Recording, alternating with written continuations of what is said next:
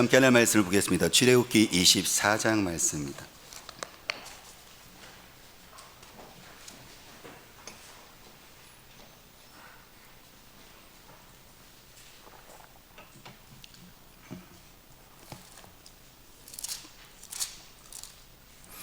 출애굽기 24장, 제가 구는 성경 구약 성경 118면에 출애굽기 24장 1절에서 11절까지 저와 여러분들의 한 목소리로요 말씀을 생각하면서 천천히 우리 같이 함께 하나님의 말씀을 같이 함께 읽겠습니다. 또 모세에게 이르시되 너는 아론과 나답과 아비후와 이스라엘 장로 70명과 함께 여호와께로 올라와 멀리서 경배하고 너 모세만 여호와께 가까이 나오고 그들은 가까이 나오지 말며 백성은 너와 함께 올라오지 말지니라. 모세가 와서 여호와의 모든 말씀과 그의 모든 율례를 백성에게 전하매 그들이 한 소리로 응답하여 이르되 여호와께서 말씀하신 모든 것을 우리가 준행하리이다. 모세가 여호와의 모든 말씀을 기록하고 이른 아침에 일어나 산 아래에 제단을 쌓고 이스라엘 12지파대로 12기둥을 세우고 이스라엘 자손의 청년들을 보내어 여호와께서 서로 번제와 화목제를 드리게 하고 모세가 피를 가지고 반은 여러 양품에 담고 반은 제단에 뿌리고 언약서를 가져다가 백성에게 낭독하여 듣게 하니 그들이 이르되 여호와의 모든 말씀을 우리가 준행하리이다. 모세가 그 피를 가지고 백성에게 뿌리며 이르되 이는 여호와께서 이 모든 말씀에 대하여 너희와 세우신 언약의 피니라. 모세와 아론과 나답과 아비후와 이스라엘 장로 70인이 올라가서 이스라엘의 하나님을 보니 그의 발 아래에는 청옥을 편듯하고 하늘 아같이 청명하더라. 하나님이 이스라엘 자손들의 존귀한 자들에게 손을 대지 아니하고 그들은 하나님을 뵙고 먹고 마셨더라. 아멘. 오늘의 말씀의 제목, 죄송하지만 같이 한번 따라해 주시겠어요? 하나님과 맺은 사랑의 언약. 언약이라는 표현이 약간의 어려울 수도 있어요. 우리 일상생활에 쓰는 단어가 아니니까요. 근데 저 언약을 이렇게 표현할 수가 있어요. 계약, 서약, 그리고 더 쉽게 말하면 약속. 그러니까 하나님과 이스라엘 백성들이 서로 서약을 하는 것인데요, 또 약속을 하는 거죠. 그림 하나 잠깐 보여줄까요? 마치 이와 같은 거죠. 우리가 결혼식을 할 때, 그림 띄워주세요. 신랑과 신부가 서로 사랑으로 맺어졌잖아요. 그러면 신랑과 신부가 서약을 해요. 그래서 오른쪽 보면 이제 혼인서약서 아니면 결혼서약서를 하잖아요. 이렇게 쓰여 있네요. 우리의 사랑의 결실을 맺는 오늘 부모님과 하객들 앞에서 당신에게 약속합니다 하면서 신랑이 먼저 양가 부모님께 사회자 아들로서 행복하고 열심히 살아가는 모습을 보여드릴 것을 다짐합니다. 그랬더니 이렇게 서약을 약속을 하니까는 신부가 이 자리에 오기까지 우리를 정성으로 길러주신 양가 부모님께 참된 마음으로 효도할 것을 다짐합니다 하면서 신랑이 신부에게 이 예식을 통해서 내가 당신에게 약속합니다, 이렇게 지킬 거예요 라고 얘기하고, 또 맞은편에 있던 신부가 또 신랑에게 나는 당신에게 이렇게 약속을 지킬 거예요 라고 이렇게 결혼식 때 서약을 하잖아요. 그런 것처럼 이스라엘 백성들이 오늘 하나님과 이게 사랑의 언약식을 체결을 해요. 우리가 19장 말씀에 보면 이스라엘 백성들이 애굽에서 나와서 그 다음에 홍해를 건너서 광야길로 이렇게 왔는데 광야길에서 지금 시내산 앞에 도착을 한 거예요. 그래서 그 시내산에서 하나님과 이스라엘 백성들이 서로 서약, 서로 언약을 맺는데요, 오늘 내용이 24장이 바로 그게 뭐냐면 언약식, 바로 서약식을 하는 거예요. 하나님이 이스라엘 백성들에서 약속을 하고 이스라엘 백성들은 하나님에 대해서 약속을 하는 거죠.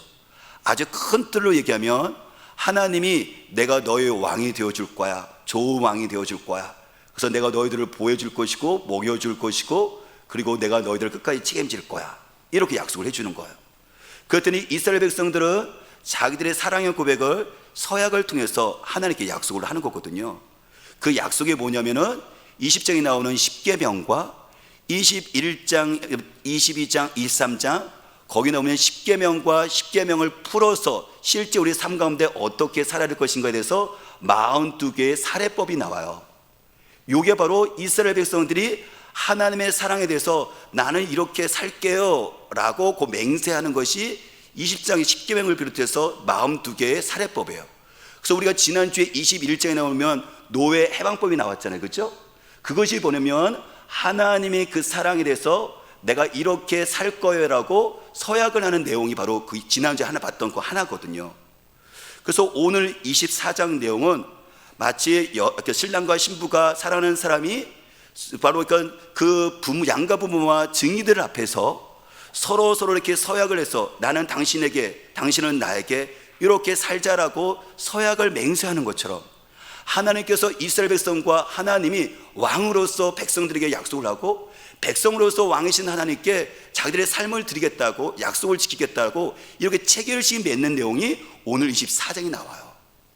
그래서 우리가 보면 우리도 결혼식에 보면 이게 식순이 있잖아요. 그런 것처럼 24장 내용은 그 식순 내용이 이렇게 쭉 이렇게 나오는 거예요. 그래서 그 내용은 뭐냐면은 모세가 이스라엘 백성이 하나님께 약속 지켜야 될 것을 모세가 십계명과 그리고 사례법 42개를 들었어요. 그래서 그것을 적었어요. 적어서 그것을 가지고 밑에 산 밑에 있는 시내산 밑에 있는 백성들에게 그걸 이야기를 하죠. 그런 다음에 그 대표인 아론과 두 아들과 그 다음에 70명의 장로, 이스라엘 백성들의 대표죠, 그렇죠? 그들과 같이 함께 상 중턱까지 올라가요. 올라가서 뭐 하느냐면 거기다가 제단을 만들죠. 제단은 하나님을 이야기하는 거거든요. 그리고 제단 앞에다가 12기둥을 만들어 세워놔요. 12기둥은 각 집, 이스라엘 백성이 12지파잖아요. 12지파, 그러니까 이스라엘 백성들을 상징하는 12기둥을 세워놔요. 그러니까 누가 계약을 맺는 거예요, 지금요? 제단인 하나님과 그 다음에 12기둥은 이스라엘 백성이니까는 이스라엘 백성과 같이 함께 서로 지금 언약을 지금 체결하고 있는 내용이에요. 그러면서 그것을 피를 뿌리게 되는데요. 당연히 제단이니까 짐승을 잡아서 드리잖아요. 그러면 그 제사를 드린 다음에 피를 담습니다. 그래 담아갖고 반은 제단에다가 뿌리고 반은 바로 12기둥이 있었죠. 그렇죠? 12기둥은 당연히 대표하고 있는 이스라엘 70명의 장로들이 서 있겠죠. 거기다가 뿌려요. 왜냐하면 그 당시에 피는 약속의 도장과 똑같거든요. 우리도 어떤 서약을 하게 되면 계약을 쓰면 맨 끝에 도장을 꽝 찍잖아요. 이 내용 조항이 실질적으로 내가 당신 지킬 거예요 라는 것처럼 이것이 확인 도장을 찍는 것처럼 이 피는 그 당시에 고대 풍습에 있었을 때는 약속에 대한 확인과 똑같거든요. 우리도 옛날 보면 삼국지든지 뭐 역사극을 보게 되면 이렇게 서로 피는 다른데 너와 내가 같이 의형제 맺자래 갖고 그들이 피로, 그쵸? 피로 서로 이렇게 쓰거나 피로 서로 이렇게 부딪히거나 피로 이렇게 서로 바르거나 하잖아요. 그렇죠? 그래서 내가 당신과 나는 피로 맺은 의형제다. 내가 죽을 때까지 이것을 지겠다라고 그들이 서약하는 것이 바로 그거잖아요.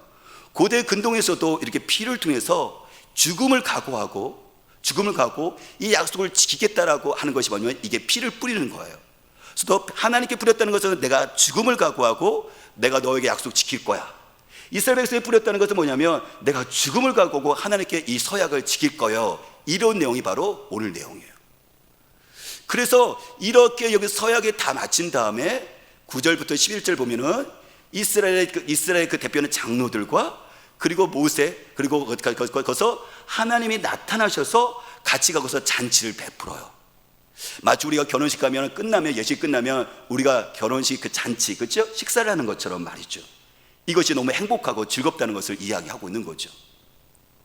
그러면 오늘 우리에게 중점 잡아야 될 것은 뭐냐면 이게 언약이에요. 바로 언약, 약속이에요. 아주 쉽게 말하면 말씀이라고 생각해도 돼요. 왜냐하면 말씀은 다 약속으로 되어진 것이니까.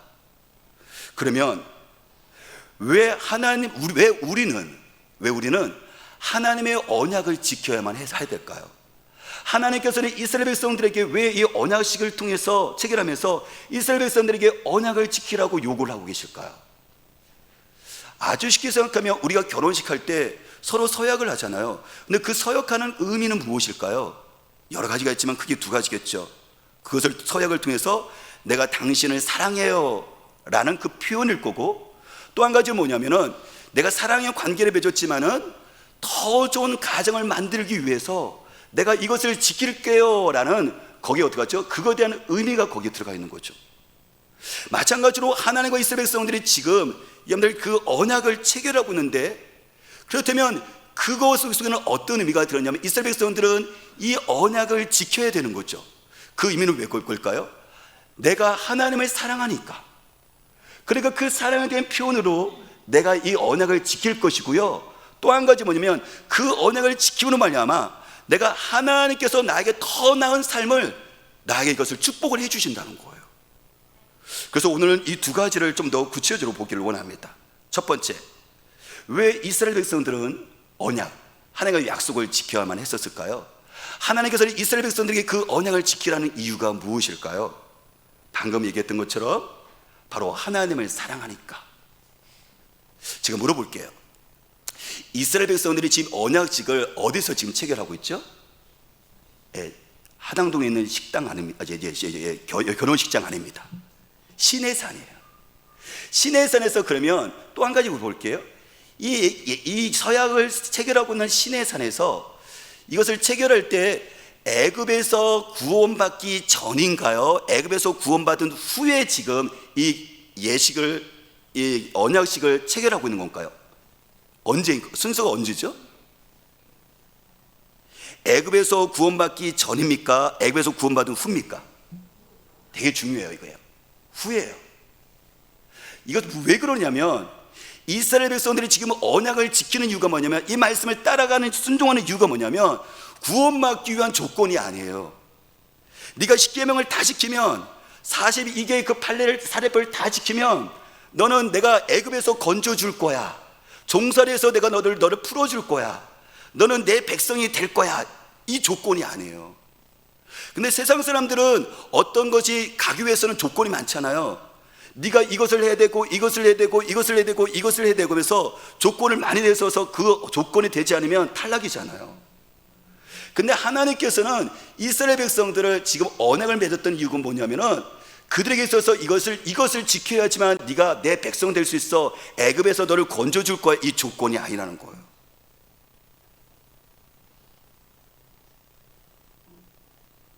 우리가 말씀을 지키는 이유가 무엇이냐면, 우리가 하나님의 말씀을 지키는 이유가 뭐냐면, 이 말씀을 온전하게 지켜야 하지만, 내가 십계명을 지켜야 하지만 내가 죄에서 구원을 받고, 내가 또한 종살이에서 구원을 받고, 내가 하나님의 자녀가 될 수 있는 이 조건이 아니라는 것을 얘기하는 거예요. 출애굽기 19장 4절 말씀, 여러분들 오늘 24장은 체결식이지만 19장서부터 시작되어지거든요. 19장 잠깐 볼까요? 19장. 이스라엘 백성들이 광야에서 시내산 앞에 이르렀어요. 그때 하나님께서 나타나십니다. 왜요? 이제 계약을 체결하기 위해서 나타나시는데 19장 4절에 하나님이 이렇게 말씀하시죠. 4절, 5절, 6절 읽어볼게요. 4, 5절, 5절, 6절 읽습니다. 내가 애굽 사람에게 어떻게 행하였음과 내가 어떻게 독수리 날개로 너희를 업어 내게로 인도하였음을 너희가 보았느니라. 세계가 다 내게 속하였나니 너희가 내 말을 잘 듣고 내 언약을 지키면 너희는 모든 민족 중에서 내 소유가 되겠고 너희가 내게 대하여 제사장 나라가 되며 거룩한 백성이 되리라. 너는 이 말을 이스라엘 자손에게 전할지라 라고 지금 이야기를 하고 있는데요, 하나님 5절 말씀에 그 얘기 나오죠. 너 이스라엘 백성들아, 너희들은 내 언약을 지켜라 라고 얘기를 하고 나오는데, 그러면 이스라엘 백성들이 언약을 지켜야 되는 그 이유가 뭐냐면 그것이 4절인 거예요. 그들은 하나님의 언약이 무거운 것이 아니라 하나님의 언약을 자원하게 기쁜 마음으로 자발적으로 순종해야 되는 약속과 언약을 지켜야 되는 이유가 뭐냐면 그게 4절인 거예요. 4절에 뭐가 있죠? 내가 하나님이 애굽에서 이스라엘 백성들에게 어떻게 행하셨죠? 그들을 건지셨어요. 430년간의 그 노예 생활 속에서 누가 건지셨다고요? 이스라엘 백성들의 힘 있는 장군이나 자기 자신이요? 아니요. 그들은 하나님께서 그들을 종사에서 건져주지 않는다면 그들은 여전히 운명은 끝나는 거예요. 그대로 사는 거예요. 근데 하나님께서 애굽의 압제에서 종사에서 그들을 건져줬어요. 그러니까 하나님의 그 언약을 지킬 수 있는 동기가, 원인이 충분히 되는 거예요. 그 다음에 보니까 또 뭐라고 되어 있죠? 내가, 하나님이 어떻게 독수리 날개로 너희를 업어 내게로 인도하였음을 너희가 보았다. 그렇죠. 지금 시내산에 그들이, 이스라엘 백성들이 있는데 그들이 애굽에서 구출을 받았을 뿐만 아니라 홍해를 건너고 그리고 계속해서 그 광야길을 걸 때 하나님께서 그들을 먹이시고 아말렉과 전쟁을 속에서 이기게 하시고 그들을 덮으시고 독수리가 업어서 자기 새끼를 날르는 것처럼 이스라엘 백성들을 보호하셨고 인도하셨거든요. 그걸 그들이 보았어요. 경험을 했어요. 그러면 어떻게 했죠? 그렇기 때문에 하나님의 언약을 자원하는 마음으로 지킬 마음이 나오는 거예요. 이거는 의무가 아니에요. 그렇기 때문에 하나님께서 4절을 얘기하는 거예요. 5절에 너희들이 이 언약을 지켜라 했을 때 이 언약의 연달이 무거운 것이 아니라, 이게 의무로 단지 그쳐지는 것이 아니라, 이것이 어떻게 하죠? 하나님의 그 은혜가 나에게 있으니까, 구속의 은혜와 인도의 은혜가 있으니까 내가 자원하는 마음으로 이렇게 지켜야 되겠다는 마음이 나기 시작을 하는 거예요. 그래서 실질적으로 영어 성경 보면 5절 앞에 보면 우리 성경은 여러분들 이렇게 되어 있잖아요. 5절에 세 개가 다 내게 속하였나니 했지만 영어 성경 그 앞에다가 now then이라고 되어 있어요. 이제 그렇다면, 이 얘기는 뭐예요? 4절의 은혜를 네가 경험했다면, 보았다면 now then, 이제 어떻게 해야 될까? 하나님의 계명, 이 언약을 지켜나가는 동기가 생기는 거죠. 그런데 안타까운 것이 있어요. 한국 교회 가운데요. 그게 뭔지 아세요? 우리는 어렸을 때부터 교회를 통해서 늘 배웠던 게 있어요. 이거 하면 안 된다, 그거 하면 벌 받아. 수없이 우리는 들어왔죠. 그래서 우리는 또 모르는 사이에 여전히 어른이 됐지만, 교회 신앙생활하고 있지만 늘 죄책감이 시달려요. 그리고 여러분들 이 율법의 언약에 매여서 자유롭지는 못해요. 그리고 마음 한가운데 늘 뭐가 있느냐면, 이 율법을 늘 지켜야 되는데 라는 강박감정 속에서 신앙이 자유롭지는 못해요. 때로는 하나님을 모르고 교회에 다니지 않기 때문에 자유롭게 마음대로 살고 있는 직장 동료나 친구들이 매우 부럽기도 합니다. 이거는 잘못된 가르침이에요. 지금 하나님께서 5절에 네가 이것을 지키리, 이 언약을 지키라 그랬었을 때 그 언약을 지켜야 되는 그 이유가 뭐예요? 사랑으로 맺어진 관계거든요. 하나님의 그 사랑을 받았거든요. 종살에서 구원을 받았거든요. 우리아이와 같이 함께요. 하나님께서 이 시내산까지 광야길 속에서 내일이 없잖아요. 매일매일 하나님께서 먹이시고 입히셨거든요. 그러니까는 이게 벌 받을까봐 두려워서 지키려고 하는 것이 아니라 그 사랑 때문에 자연스럽게 나오는 거예요. 이게 마찬가지로 우리는 하나님의 아들 예수 그리스도의 그 희생과 그 죽음으로 저와 여러분들이 어떻게 됐죠? 우리는 죄의 속노래에서 자유롭게 되었고, 우리는 죽음에서 자유롭게 되었고, 이 땅의 삶에서도 계속 하나님의 도우심을 받는 사람이 되었잖아요. 그래요. 그래서 성경 로마서 5장 8절에 말씀하시기를, 우리가 아직 죄인 되었을 때, 우리는 죄인입니다. 하나님 앞에서요. 죄인은요, 인생이 끝난 겁니다. 종으로서 그 운명이 바뀔 수 없는 것처럼 죽음의 운명 가운데, 인생의 허무 가운데 속에서 비참한 인생을 살다가 끝나는 거예요. 근데 우리가 아직 죄인 됐을 때 그리스도께서 우리를 위해서 죽으심으로, 십자가에서 대신해서 내 죄를 대신해서 죽으심으로 어떻게 됐죠? 하나님께서 우리에 대한 사랑을 확증해 주신 거예요. 내가 이만큼 사랑한단다. 죄 있는 너를 위해서, 죽어야 되는 너를 위해서, 죄 없는 내 아들을 내가 너를 사랑해서 내가 줬다는 것이, 이게 사랑의 증표거든요. 우리가 있는 반지가 있어서 증표가 되는 것처럼 하나님이 우리를 끝없는 사랑으로, 내가 절대 포기할 수 없다는 그 사랑이 바로 이 사랑 증표가 십자가거든요. 그러니까 우리가 하나님의 그 언약, 이걸 지킬 말씀을 지키는 것이 벌 받을 때문에 그런 것이 아니라, 이 하나님의 은혜가 있으니까, 나를 살리는 은혜가 있으니까 내가 지키고 싶은 거예요. 아니, 그렇게 해야 되는 거예요. 자연스럽게 말이죠.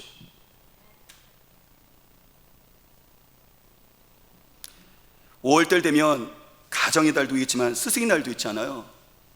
여러분들도 아마 학생 때 내가 존경하는 선생님 이렇게 기억나는 분이 있을 거예요. 저는 중학교 2학년 때 청주 은호중학교 2학년 7반 김선혜 선생님이 생각나요. 그때는 우리 70명이었거든요. 꽉 찼어요. 근데 이 선생님이 왜 기억이 나냐면, 저만 기억나는 것이 아니라 아마 제가 생각하기에 우리 70명이 거의 다 기억날 거라고 생각이 들어요. 이 선생님은 차별하지 않았거든요. 우리도 인간에게 보면은 공부 잘하는 애 못하는 애 이렇게 구별하잖아요. 그 부모가 여러분들 배경이 있거나 배가 없으면 우리도 잘못 우리도 모르는 사이에 배경 구분하잖아요. 뭔가 이렇게 잘하는 애들은 더 마음이 가고 못하는 애들은 이렇게 밀어내잖아요. 문제 애들은 밀어내잖아요. 근데 선생님은 그러지 않았어요.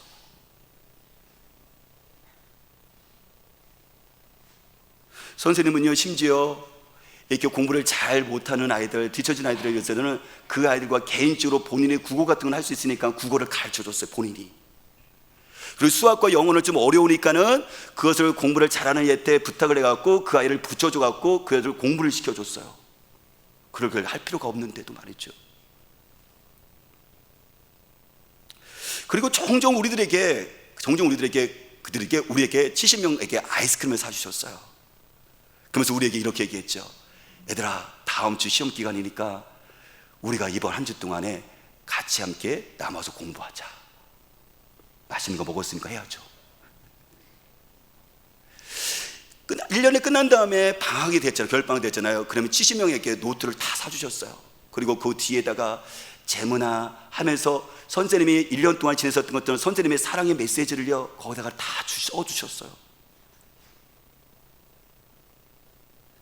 그 사랑을 받으니까 선생님에게 더 잘 보이고 싶더라고요. 물론 그때는 중학교 때 사춘기였기 때문에 남자 학교에서 여자 선생님에게 더 관심 있는 것은 사실이었지만, 저를 비롯해서 70명이 되는 모든 아이들이 선생님에게 더 잘 보이고 싶었고 선생님을 더 사랑하고 싶었던 이유가 뭔지 아시겠을까요? 선생님의 그 사랑을 받았으니까. 그걸 우리는 알고 있으니까, 봤으니까. 그래서 그때는 공중전화였었잖아요. 좋은 공전에 갖고 선생님한테 전화하는 거예요. 선생님 목소리를 듣고 싶어서. 방학 때문에 친구들과 같이 선생님 집에 놀러 가는 거예요. 왜? 선생님이 너무 좋으니까. 종종 선생님이 뭐 할 사람 하면 청소 제가 할게요 하고 서로 손을 들어요. 왜요? 그 사랑을 받았으니까 그 사랑을 선생님에게, 그것을 통해서 선생님한테 사랑을 표현하고 싶은 거예요. 오늘 마찬가지예요. 우리가 언약을 지킨다는 것은 무엇이냐면, 우리가 어떤 존재였는데요? 우리가 얼마나 쓸모없는 존재였는데요? 세상 가운데서 우리에게 희망을 줍니까? 우리에게요? 세상에서 죽음을 이길 수 있는 그 능력을 우리에게 줍니까? 아니요. 세상 사람들은 우리를 다 이용해요. 근데 하나님은 순수한 사랑으로 자기 아들 주기까지 우리를 사랑하셨거든요.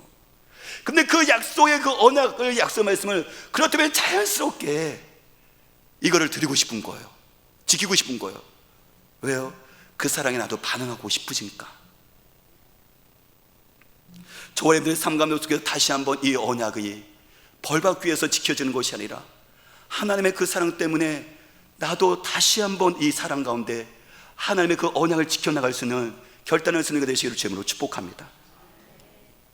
두 번째는, 이스라엘 백성들이 하나님과 약속했던 그 언약을 지켜야 되는 이유가 뭘까요?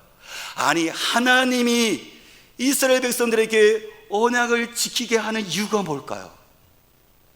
그거는 이스라엘 백성들을 잘되게 하고 싶어서였어요. 이스라엘 백성들을 정말 많이 축복하고 싶었어요. 근데 여기서 우리가 한 가지 정리할 게 있어요. 언약을 지키면, 순종하면 복 받는다라는 그 출발점이 아니에요. 출발점은 먼저 뭐냐면, 하나님의 나를 사랑했으니까 그 사랑에 대해서 내가 지키고 싶은 거예요. 그런데 하나님은 거기다 보너스로 5절과 6절을 얘기하세요. 5절 6절을, 아까 19장 5절 6절 읽어볼까요? 어떤 더 잘되게 하는 그 복이 어떤 건지 5절 6절 있습니다. 세계가 다 내게 속하였나니 너희가 내 말을 잘 듣고 내 언약을 지키면 너희는 모든 민족 중에서 내 소유가 되겠고 너희가 내게 대하여 제사장이 되며 거룩한 백성이 되리라. 보세요. 하나님이 지금 뭐라고 말씀하시냐면 너희가 내 언약을 지키며 하면서 그거에 대한 결과가 나오는데, 그 결과가 뭐냐면 더 잘되게 하는, 이스라엘 백성은 더 잘되게 하는 복이거든요. 뭐라고요? 내 소유가 될 거야.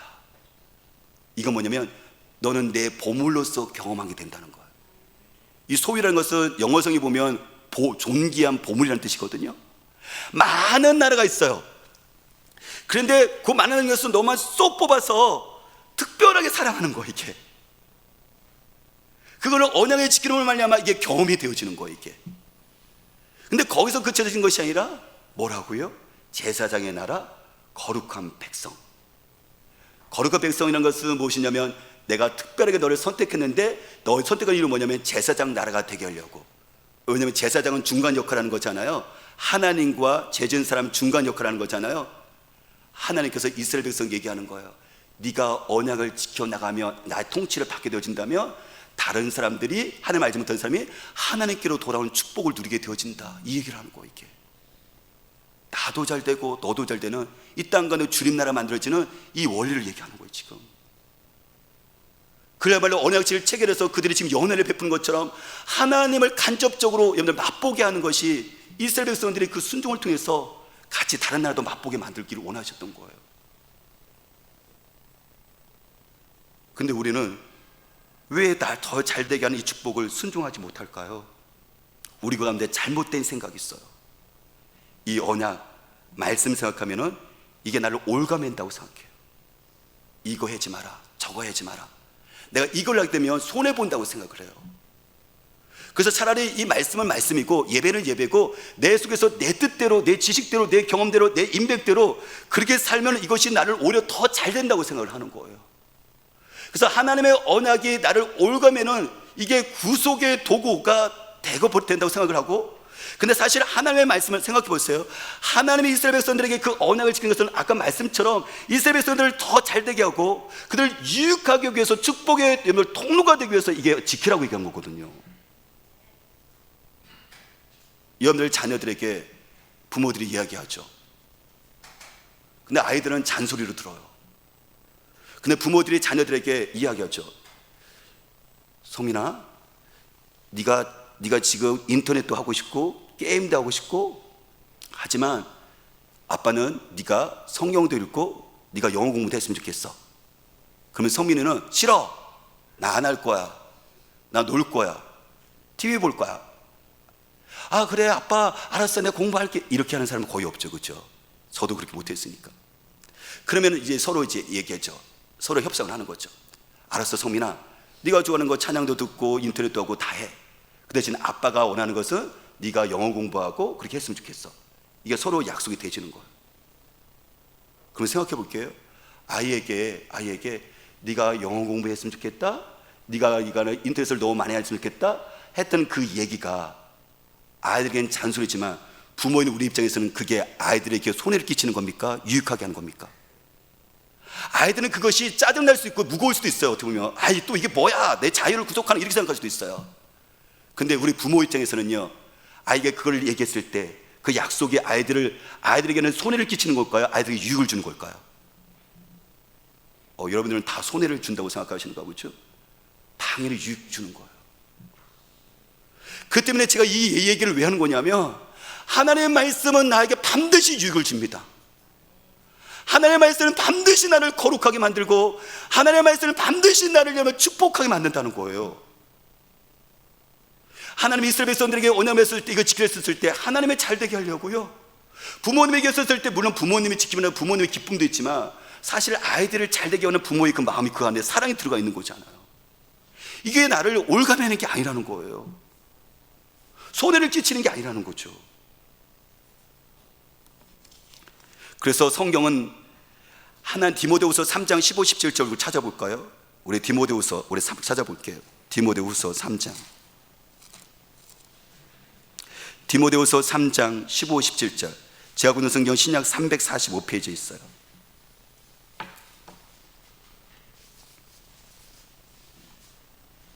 디모데후서 3장 15, 17절 말씀. 3장 15, 17절.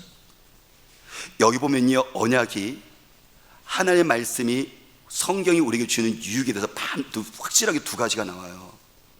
우리 3장 15절 읽어볼게요. 또 어려서부터 성령을 알았느니 성령은 능히 너로 하여금 그리스도 예수 안에 있는 믿음으로 말미암아 구원에 이르는 지혜가 있게 한다. 성경은 우리에게 유익하게 하죠. 성경은 우리 아이들에게 유익하게 하죠. 부모님이 줄 수 없는 그 유익, 아니 세상에 있는 어떤 사람도 줄 수 없는 그 유익, 그게 뭐죠? 구원에 이르는 지혜를 줘요. 다시 말하면 죽음을 이기게 만드는, 우리에게 아이들에게 영원한 생명을 주게 만드는 지혜를 갖게 만들어요. 누구를 통해서요? 예수 그리스도를 믿음으로 인해서 그 지혜를, 거룩한 지혜를 갖게 해서 바로 우리 아이들이 죽음을 이길 수 있는 영원한 생명을 얻게 만든다는 거예요. 여러분, 노골적으로 얘기해 볼까요? 노골적으로 얘기할게요. 죄송해요. 오늘 우리가 죽어요. 오늘 우리 아이들이 죽는다고 생각해 보세요. 극단히 가단을 해보죠. 어차피 인간은 다 죽으니까. 그러면 전공감이 우리 아이를 살리나요? 부모들이 원하는 여러분들 그 국어 교과서, 영어 교과서가 우리 아이들을 그 죽음에서 구원시키시나요? 아니요, 제가 그걸 하지 말라고 얘기하는 게 아니에요. 저게 말하는 것을 이 가치, 비교할 수 없는 절대 가치를 얘기하고 싶은 거예요. 부모도 줄 수 없는, 세상의 책도 줄 수 없는 바로 우리 아이들을 죽음 앞에서는 모든 인간들이 다 끝나버리는데, 아니다, 우리를 살릴 수 있는, 우리가 영원히 살 수 있는, 우리를 천국 가게 만들 수 있는, 아버지 집에 갈 수 있는 이 구원에 오는 그 지식, 지혜가 어디서 나오냐면 성경 말씀을 통해서 이것이 있거든요. 그러니까 성경은 우리들에게 절대적인 가점, 유익을 주는 거죠. 어떤 책도 줄 수 없는 것이 이곳에 있으니까. 또 한 가지 16, 17절에 나와요. 우리 읽어볼까요? 모든 성경은 하나님의 감동으로 된 것으로 교훈과 책망과 바르게 함과 의로 교육하기 유익하니 이는 하나님의 사람으로 온전하게 하며 모든 선한 일을 행할 능력을 갖추게 하려 함이라고요. 모든 성경은 유익하대요. 유익하대요. 손해가 아니에요. 그 성경이요, 나를 가르치고 책망하고요, 교육하는데요, 그 교육하고 어떻게 되냐면 하나님의 사람으로 온전하게 만들어줘요. 이 온전하다는 얘기는 뭐냐면은 내 마음을 예수님 닮은 사람으로 바꿔주는 거예요. 여러분들, 남편이 얘기한다고 해서 아내가 바뀝니까? 온전한 사람으로 바뀌어요? 아내가 남편에게 죄송합니다, 잔소리를 한다고 해서 남편이 하나님의 사람의 온전한 사람으로, 여러분들, 그 거룩한 사람으로 바뀌어지나요? 부모가 아이들에게 이야기한다고 해서 아이들에게 그 하나님의 사람으로, 온전한 사람으로, 거룩한 사람으로 아이들이 바뀌어지나요? 한계가 있죠. 뒤에 선한 일이라는 것은 뭐냐면 이게 사랑의 일이거든요. 세상 사람들은요, 손해볼 일은 안 합니다. 근데 계산하지 않고 사랑하는 일을 하는 거예요. 좋은 세상 만드는 거예요. 우리 아이들이요, 내가요. 어떻게 해요? 성경이 나를 그걸 가르쳐 주니까 이것이 나를 하나님의 사람으로 거룩하게 만들어서, 나를 바꿔줘서 성숙하게 만들어서 선한 일, 이 천국을, 이 땅을 받는 사랑의 역사를 계속 만들어 나가는 거예요. 이게 이스라엘 백성들이 하나님과 사랑의 언약을 약속을 하잖아요. 3절과 아까 24장 3절과 7절을 보니까요, 그 이스라엘 백성들이 이야기해요. 우리가 모두 지킬 거예요. 준행하겠습니다. 10계명도요, 42개도요, 아니 420개라도 지킬 거예요. 그렇죠. 여러분들, 이것이 진짜일까요? 거짓말일까요? 진짜입니다. 왜요? 그들은 구원을 경험했거든요. 지금까지 하나님께서 이곳까지 인도하셨던, 먹이 주셨던 그 하나님을 봤거든요. 그러니까 그들이 지금 하나님의 그 말씀, 언약을요, 내가 사랑하니까는 지키겠다는 결심이 있는 거예요. 이거 거짓말 안 해요. 그런데요, 이들은요, 못 지킵니다. 왜요? 32장 가보니까 금송아지를 만들어요. 여러분, 32장 가보니까요, 뭘 만든다고요? 금으로 송아지를 만들어요. 하나님을 대신해서요. 왜냐하면 40일 동안 모세가 산 위에서 하나님과 교제하고 있으니까는 그들 마음이 두려운 거예요. 모세를 통해서 지금까지 하나님의 음성을 들었고 광야길을 계속 가고 있는데 모세가 없네? 우리 어떻게 해야 되지? 그래서 그들이 그 두려운 나머지 보여지는 형상, 송아지, 이 송아지는 사실 애굽에 있는 신이거든요. 과거에 있는 그 신을 끌어다가 보여줘야지만 뭔가 안심하니까 막상 현실로 들어오니까는 두려우니까요, 그들이 어떻게 하죠? 하나님 외에 다른 신을 섬기지 말라, 그것을 형상을 만들지 말라 했을 때 그들은 그 말씀을 어겨요. 근데 40일 전으로 돌아가 볼게요. 그들이 40일 전으로 돌아갔을 때 10계명 지킬 거예요? 마음 두 개 살례법 지킬 거예요? 그 말이 거짓말이었을까요? 진짜였을까요? 진짜입니다. 그들은요, 진심이에요. 그런데 막상 현실로 부딪혀 두려움을 도착하니까 이게 못 지키는 거, 이게 실제가 안 되는 거. 이게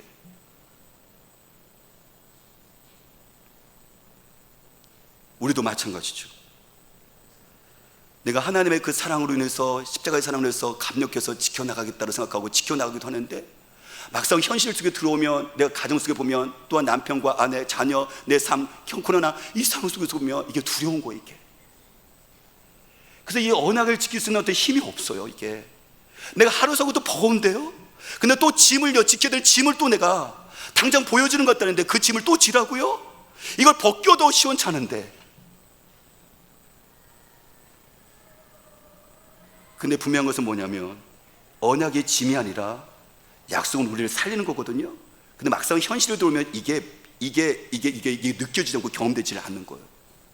그래서 하나님께서 우리에게 누구를 주시냐면 성령님을 주시는 거예요. 누구를 주셨다고요? 성령님. 요한복음 14장 16절 17절 성경 이렇게 말하죠. 내가 아버지께 구하겠으니 그가 또 다른 보혜사를 너에게 주사 영원토록 너희와 함께 있게 하리니 그는 진리의 영이라. 또 다른 보혜사. 예수님 십자가에 죽으시고 부활해서 승천해서 하늘로 올라가셨을 때 그들은, 제자들은요, 예수 믿는 사람들은 고아처럼 버려둔 것처럼 느껴졌어요. 그 예수님이 계셨을 때는 보혜사라는 뜻은 뭐냐면 옆에서 돕는 사람이라는 뜻이거든요. 항상 예수님이 도와줬는데 예수님이 지금 없으니까 그들은 고아처럼 버려진 것 같잖아요. 두렵잖아요. 그때 예수님께서 뭐라 말씀하시냐면, 아니다, 보혜사, 내가 너희를 도와줬던 것처럼 바로 성령, 진리의 신 성령을 너에게 보내줘서 그 성령은 떠나지 않을 거야 라고 우리에게 지킬 수 있는 능력, 지킬 수 있는 힘, 나에게는 못 지키지만 누구를 도움을 통해서요? 우리 아이들이 끙끙대고 넘어지지만 누구를 통해서요? 부모들이 도와줘서 우리 아이들이 일어설 수 있는 것처럼, 내가 이 말씀을 못 지켜놔서 끙끙대고 넘어지지만 이 말씀을 지킬 수 있도록 누가 도와줘요? 보혜사, 보호자, 성령께서 나를 도와주시는 거예요. 이게. 그래서 그 진리가 나를 자유케 하는 것처럼 예수 그리스도가 나를 자유케 하는 복음의 능력, 말씀이 나를 부담스럽게 만드는 것이 아니라 이 말씀이 나를 거룩하게 만든다는 것이, 이 능력을 경험할 수 있도록 성령께서, 진리에서 성령께서 도와주시는 거예요. 이게. 아까 결혼 서약이 있었죠. 저도 결혼 서약이 있었거든요. 저는 결혼 서약이 있었을 때 저는요, 정말 저는 제 마음 가운데 서약을 쭉 있었지만, 조항이 있었지만 제 마음 가운데 어떤 마음인지 아세요? 이런 마음이 들었어요. 나는 최고의 신랑이 될 거다. 저 여자는 이제 수지 맞았다. 인생의 가장 행복한 여자가 될 거야. 결혼식이 끝났습니다. 결혼 예식이 끝났죠. 그랬더니 시간이 지나자 저희 집사람이 이런 얘기를 저에게 이야기합니다. 나는 당신과 다시 결혼한다면 당신과 결혼 안 해. 또 이렇게 얘기하더라고요. 나는 결혼은 안 하고 독신을 지낼 거야.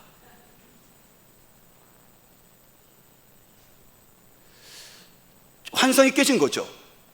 유재민이라는 사람을, 남자를 만나면 내가 행복할 거라고 생각했는데 현실에 들어오니까는 이게 안 되는 거예요. 이게. 저 인간은 날마다 설교한다고, 설교 전에는 긴장한다고 가만히 있어? 끝나면 설교 긴장 풀렸다라고 말하지 마. 나하고 좀 얘기하자면, 나 오늘 상담하고 성경 공부했으니까 나 피곤해니까 자야 돼? 저 인간은 다른 사람에게 다 주고 그러는데 나한테는 왜 계산하면서 내가 이거 있으니까 당신 나에게 해줘, 왜 계산하는지 모르겠다고 그래요. 이게 저예요. 이게 유재문이에요.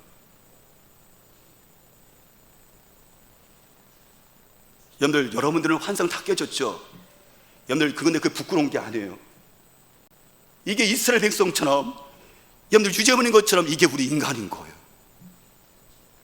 이게 우리인 거예요. 오늘 제가 제 아내에게 당신 사랑해, 나 당신 당신은 나 최고로 행복해 줄 거야. 여러분들, 제가 서약했을 때 제가 이것이 거짓말일까요? 아니요, 저는 진심이었어요. 제 하나를 위해서 하나님을 위해 정말 잘하고 싶었어요. 근데 막상 현실 속에 부딪히니까요, 이게 안 돼요, 제 힘으로. 근데 저를 도와준 분이 있었어요. 그게 장인도 아니었고 장모도 아니었고 저희 부모도 아니었어요. 누구요? 바로 예수 그리스도였어요. 진리이신 예수 그리스도이셨어요. 이사야 61장 1절 말씀에 성경이 이렇게 말합니다. 주께서 나를 보내사, 하나님께서 예수님을 보내신대요. 그래서 그 오신 예수님께서 상한 마음을 싸매어 주신대요. 아내도 저 때문에 상했고 저도 아내 때문에 마음이 상했거든요. 그릇이 박살내는 것처럼 서로 깨져버렸거든요. 우리는 서로 행복을 추구했었는데 우리에게는 그 그릇이 준비가 안 됐던 거예요. 서로 상처만 주고 있는 거죠. 근데 이것을 누가 싸매어 주겠어요? 상처난 것을? 근데 예수님, 하나님의 아들 예수, 하나님께서 우리를, 하나님의 아들 예수께서 오셔서 나의 상처는, 아내의 상처는 마음과 제 상처는 마음을, 깨어진 그 마음을 싸매어 주시고 고쳐주기 시작을 하셨어요.